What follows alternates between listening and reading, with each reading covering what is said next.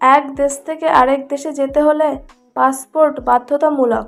সাধারণত ভারতীয়দের পাসপোর্টের রং নীল, তবে শাহরুখ খানের ক্ষেত্রে ব্যাপারটা তা নয়। তার পাসপোর্টের রং মেরুন।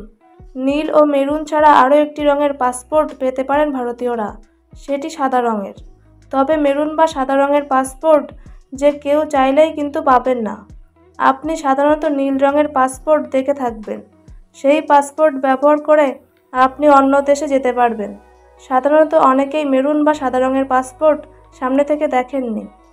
যারা সরকারি কাজে বিদেশে যান তাদের সাদা পাসপোর্ট থাকে।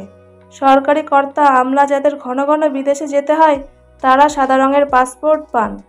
শাহরুখ খান মেরুন পাসপোর্ট ব্যবহার করেন কি তা নিয়ে কোনো নিশ্চয়তা পাওয়া যায় না।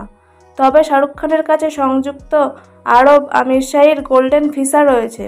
সেটি ব্যবহার করে তিনি সেই দেশে থাকার বা যাতায়াতের বিশেষ সুবিধা পান।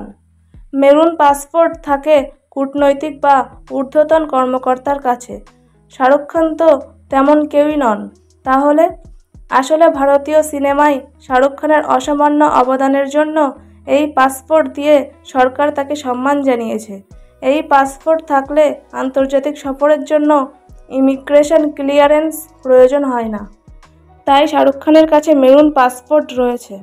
আপনাদের কাদের কাদের কাছে কি কালারের পাসপোর্ট রয়েছে অবশ্যই কমেন্টে জানাবেন। আর ভিডিওটি ভালো লাগলে লাইক, কমেন্ট অ্যান্ড চ্যানেলটা সাবস্ক্রাইব করে দেবেন।